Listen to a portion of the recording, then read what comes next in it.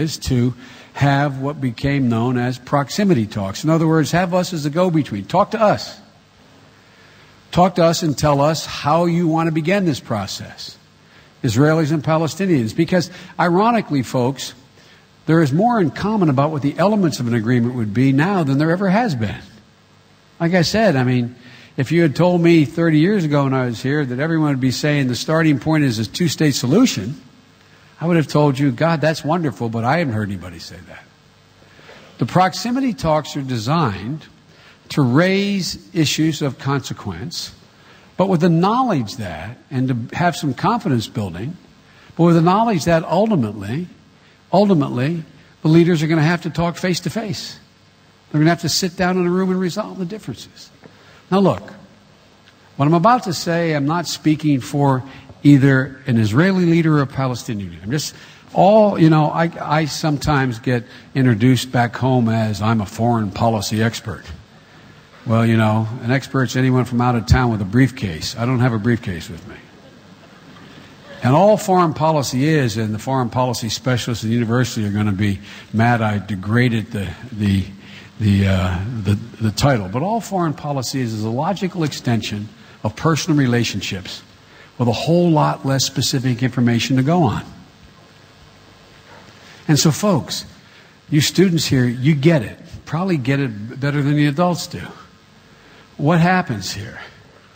It's very difficult when both societies are strained to the breaking point and lack so little trust in one another and sometimes their own leaders.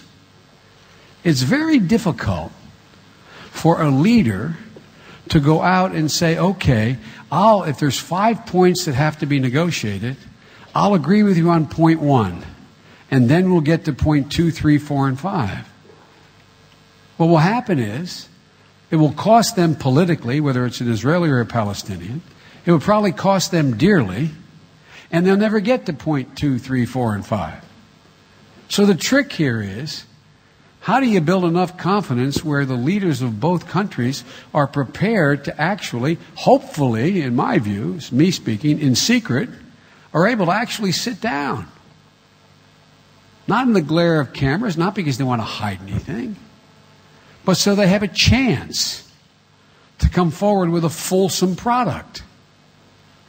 Because anything other than a fulsome product, a total deal, just puts them in a position where they can be actually ripped to shreds by their opposition in both countries. It's a difficult spot. There's nothing easy about it. But also, there's nothing real complicated about it. It's human nature. It's the way things work out. It's a little bit like saying you're going to settle a serious disagreement you have with your husband or wife or the person you love the most, and there's 4 or 5 things you say, well, let's start talking about the car first. It ain't the problem. The car's not the problem. The problem is, were you loyal to me or you're not loyal to me? You better get it all done at once. And so I realize I'm being very simplistic, but in a sense, it is as simple as it's complicated. You got to get to the point where the leaders are actually able to sit, and hopefully what we can do in these proximity talks, being available to both parties, we can be a bridging mechanism.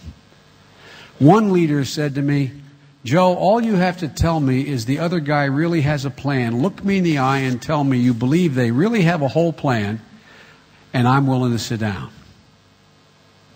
Both sides doubt. The other side has, even if they have the will, doubt whether they have the political capacity. So this is a process of building.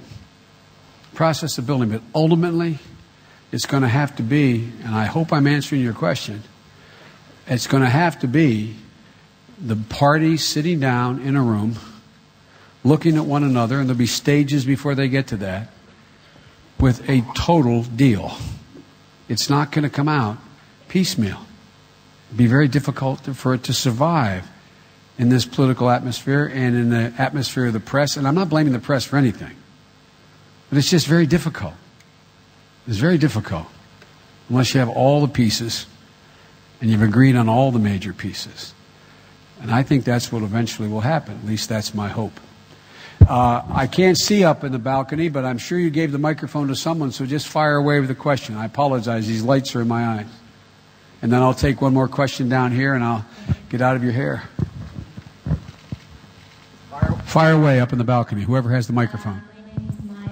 I'm an MA student in Foreign Affairs, and I wanted to ask you, what do you think will eventually prevent from the Iranian government from having a nuclear weapon?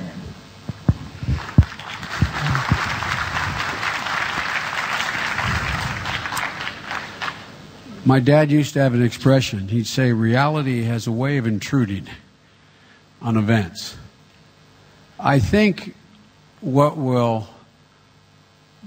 most likely thing to prevent Iran from acquiring a nuclear weapon will be a unified condemnation by the rest of the world and the imposition of real sanctions that make it clear to them that the price to pay for continued pursuit of that objective is much more costly than ceasing and desisting from that pursuit.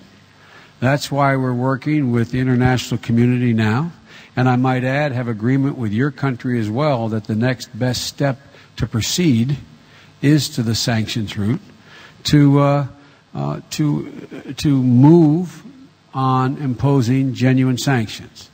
Ladies and gentlemen, this is a very fluid situation. It's fluid in Iran. It's fluid in the region. It's fluid in the world. If you had been told, or I had been told 2 years ago, that tens of thousands of Iranians would be marching in the street challenging the authority of the supreme leader and significantly breaching the unbreachable, which is that the emperor has no clothes, I doubt whether many of you would have said that was likely to occur. This is a very dynamic situation. I'm not predicting anything in particular about what will happen internally in Iran. But I am suggesting that no one knows what is going on fully within Iran. We make it 10 feet tall and completely united and without any divisions. There's significant divisions, not only between the populace and the Iranian government, within the government. So the most effective thing we can do is impose sanctions on the sources within that government that are in charge of pursuing and benefiting from the pursuit of attempting to acquire a nuclear weapon. That is what we should be doing now, and I am not going to, nor would it be profitable to speculate on what should be done in addition to that, were that to fail. We believe that is the single best approach, and we believe it will bear fruit. Last question. Let me get someone down here in the front. The young man just underneath the cameras there. Yes, sir. I'm really sorry. A few of you in here know me. You know I'd much prefer, although I love Ehud, I'd much prefer to stay here and answer the rest of your questions because it gives me an insight as to what you're thinking. Yes, my name is Roy. I'm a BA student in Middle Eastern Studies, and I would like to ask you, if you may, answer in what steps are you going to take to encourage other Middle Eastern countries to enter into dialogue with Israel, specifically Lebanon, for example? Did you all hear the question? What would I do to encourage other countries in the Middle East to enter into a dialogue with Israel, and particularly Lebanon? First of all, I think there are